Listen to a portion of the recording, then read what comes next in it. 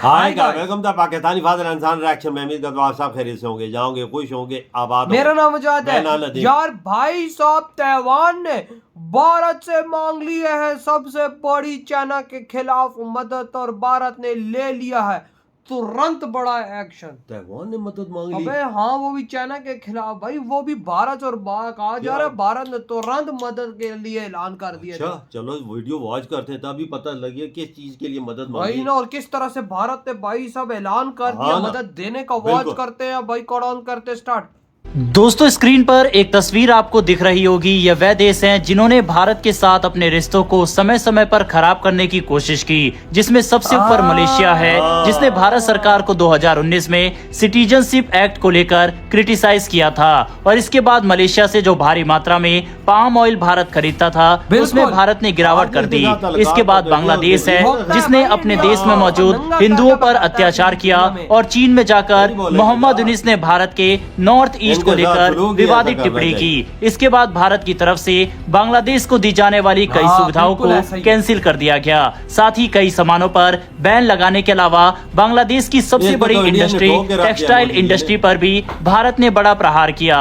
इसके बाद कनाडा है, जिसने भारत पर कई एलिगेशन लगाए और भारत ने जवाब में कनाडाई डिप्लोमेट्स को बाहर निकाला और वीजा सर्विस को भी कनाडाई नागरिकों के लिए सस्पेंड कर दिया। तुर्की और अजरबैजान के साथ भारत फिलहाल क्या कर रहा है ये हम सब जानते ही हैं। चीन के साथ गलवान घटना के बाद भारत ने क्या स्टेप लिए ये भी हम जानते हैं। वहीं मालदीव ने किस तरह से भारत के बॉयकॉट के बाद घुटने टेक दिए थे ये भी हम जानते हैं। ये सब बताने का कारण यह है कि जो भी देश भारत के खिलाफ जाता है, भारत सरकार उसके ऊपर एक्शन जरूर लेती है। हाल की घटनाओं में भी पाकिस्तान का साथ देने वाले तुर्की और अजरबैजान के खिलाफ भारत की तरफ से कई बड़े स्टेप लिए जा रहे हैं। बांग्लादेश को भी लपेटा जा रहा है, लेकिन एक देश के खिलाफ भारत ने कोई स्टेप नहीं लिया, जबकि उस देश ने खुलकर पाकिस्तान की मदद की, और वह देश है चीन। लेकिन अब भारत के हाथ में चीन को सबक सिखाने का एक बढ़िया मौका हाथ लग चुका है, और ये मौका भारत को दिया है ताइवान ने।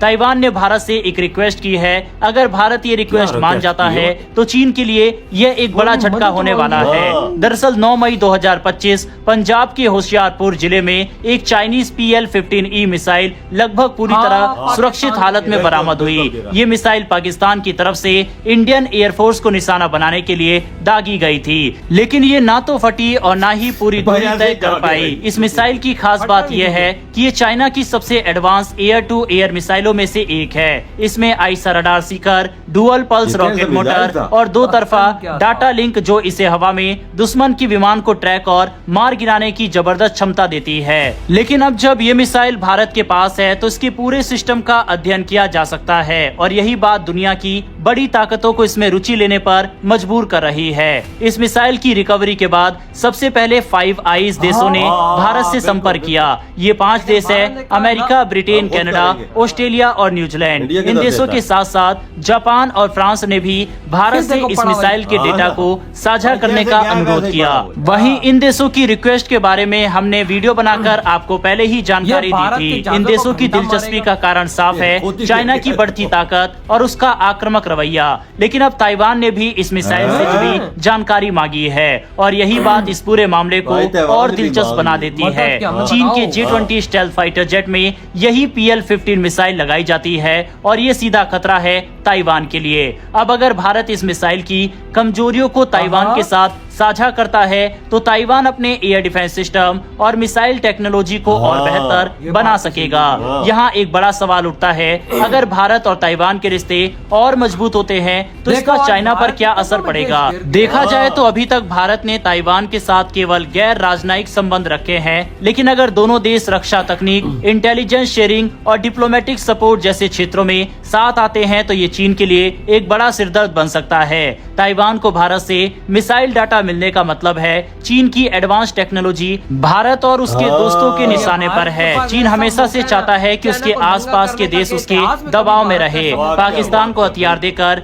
भारत को घेरने की कोशिश हो या फिर ताइवान को धमकाने की नीति, चीन अपनी रणनीति साफ रखता है। लेकिन अगर भारत अब ताइवान के साथ खुलकर खड़ा होता है तो इससे चीन की दो तरफा घेराबंदी हो सकती है। एक तरफ पूर्व में ताइवान और दूसरी ओर पश्चिम में भारत, दोनों चीन को रणनीतिक रूप से घेर सकते हैं। हालांकि सवाल उठता है कि क्या भारत ओपनली ताइवान का साथ देगा। देखिए, भारत अब पहले जैसा नहीं रहा। सेल्फ रिलायंट इंडिया और एक्ट ईस्ट पॉलिसी के तहत भारत अब अपनी बात खुलकर कहता है। हाल ही में भारत ने साउथ चाइना सी में फ्रीडम ऑफ नेविगेशन को भी समर्थन दिया। इसके अलावा फिलीपींस को ब्रह्मोस सप्लाई की और अब आकाश मिसाइल सिस्टम भी देने वाला है। वियतनाम के साथ भी भारत खुलकर खड़ा है और जिस तरह से भारत इस समय खुलकर तुर्की, अजरबैजान, पाकिस्तान और बांग्लादेश के खिलाफ बड़े कदम उठा रहा है, यहाँ तक कि भारत की फॉरेन पॉलिसी और भारत के द्वारा उठाए जा रहे कदमों को देखकर अमेरिका भी हैरान है और भारत अमेरिका के ऊपर भी टैरिफ लगाने से पीछे नहीं हट रहा। ऐसे में अगर जरूरत पड़ी तो भारत ताइवान को भी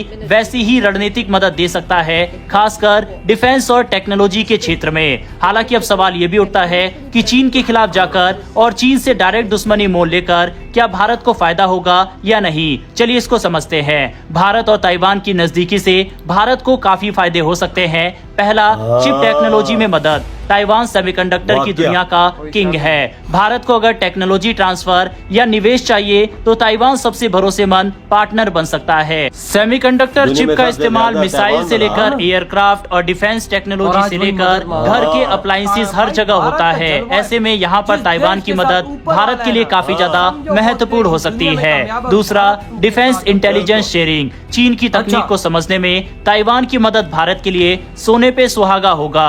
तीसरा, ग्लोबल स्ट्रेटेजिक सपोर्ट। अगर भारत ताइवान के साथ खड़ा होता है तो जापान, अमेरिका और ऑस्ट्रेलिया जैसे देश भी भारत के साथ और मजबूत संबंध बना सकते हैं। लेकिन अगर भारत ऐसा करता है तो चाइना के द्वारा भी कई कदम भारत के खिलाफ उठाए जा सकते हैं। जैसे कि चीन भारत को धमकी दे सकता है कि वो ताइवान से दूरी बनाए। दूसरा, पाकिस्तान के जरिए भारत पर दबाव डाल सकता है। और तीसरा, व्यापार पर असर डालने की भी कोशिश कर सकता है। भारत और चीन के बीच में काफी बड़ा ट्रेड डेफिसिट है। ऐसे में चीन उसका फायदा उठाकर अगर टैरिफ वगैरह भारत के ऊपर ज्यादा लगाता है तो उससे भी असर भारत के ऊपर डाल सकता है।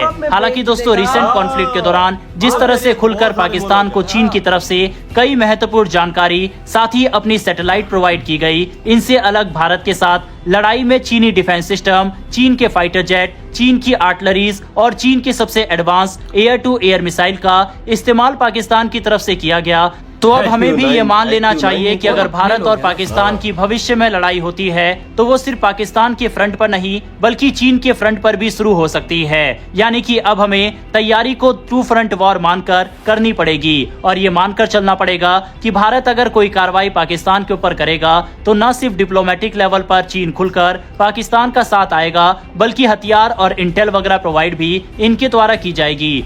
यार ये तो शुरू से होता आ रहा है ना, ये चाइना तो हमारी मदद करता ही करता है। लेकिन भाई ताइवान भारत के कदमों में गिर कर भीख मांग रहा है अपने आप को बचाने के लिए भारत से, वो चाइना से, क्योंकि भाई ताइवान और चाइना इस टाइम इतने गंदे दुश्मन है एक दूसरे के। भाई जब चाइना कहता है ताइवान पे मैं कब्जा करूंगा और मेरा इलाका है, मोदी जी ने पहले बोला था कि ये तो तेरी सोच के आया है, ताइवान को कोई हाथ लगा के तो वही ना भाई। लेकिन अब ताइवान भारत से मदद मांग रहा है, मोदी जी से मदद मांग रहा है, गिड़गड़ा के रो रहा है कि भाई वो मिसाइल की टेक्नोलॉजी हमें बताओ ताकि उस मिसाइल के दम पर हम ऐसा डिफेंस सिस्टम बनाए कर सके कि भाई साहब चाइना का एक भी मिसाइल चाहे डोंग फेंग है चाहे टोंग फेंग है वो अंदर घुस ना, क्योंकि इसी मिसाइल से उसको खतरा अपना ताइवान और भाई साहब इस मिसाइल से खतरा तो भाई साहब वो क्या कहते हैं बड़ा खतरनाक था। लेकिन भारत के हाथ के मिसाइल लगे और भारत इसका तोड़ ऐसा निकालेगा कि चाइना के साथ नस्लें भी सोचेंगे हमने भाई साहब ये पाकिस्तान को क्यों दिया। यार वजह जाके ऐसे गिर गई हो, न फटा न को जाके ऐसे गिर ये पैन फटता तो होते हैं ना भाई। हाँ ना यार, ये एयर टू एयर मिसाइल है साला, हवा में वो फटे तो सही ना भाई, जाके खेतों में ऐसे गिर गई जैसे कोई चीज पत्थर नहीं फेंकता, जाके सही सलामत उधर लगता है बासों से। और ये फिर भारत के राफेल को गिराएंगे। साला राफेल एक दुनिया का ब्रांड, मां शक्ति जहाज, और उसको ये फिर PL-15 गिराएगा। अंदाजा लगा, लगता है हम भी गांजा फूक के बात कर रहे हैं। ना ये मिसाइल की औकात तो देखना चाइना का, जाके फटा ही नहीं, ऐसे ही खेत में गिर गया। ये दूसरे जहाजों को क्या टारगेट करेगा? वही तो। हाँ ना। अब हर देश जानना चाहता कि इस मिसाइल का सिस्टम हमें तो हम जान सके इसमें उन्होंने लगाया कौन और सी भाई टेक्नोलॉजी। साहब भारत ने मुझे सुनने में इसमें उसको बोले तैवान को तुम टेंशन ना लो, सीक्रेटली हमारे पास आओ, हम तुमको इसकी टेक्नोलॉजी देते हैं, बात करो। हाँ। और इस टाइम अभी पाकिस्तानियों तुम्हें क्या लगता है या चाइनीज तुम्हें क्या लगता है भारत ने इसको शीशे में सजा लिया होगा? नहीं, भारत और अभी डीआरडीओ के साइंटिस्ट इस पे रिसर्च कर रहे होंगे। और हाँ। चाइना की ऐसी मारने की तैयारी हो रही होगी, टांडा हो रहा होगा भारत में कि चाइना की भी सोच है इसमें। वजहदार मुल्क में दुनिया बैठ के पर इंटेलिजेंट जो है ना जहीन लोग है वो इंडिया में बैठे हुए सही हैं। कहा, सही कहा। वो हर चीज बेहतर समझ सकते हैं कि हाँ। इसके साथ हमने क्या करना है। हाँ ना, तो भाई आपके क्या थॉट है? इधर ही वीडियो तुम करते तो तो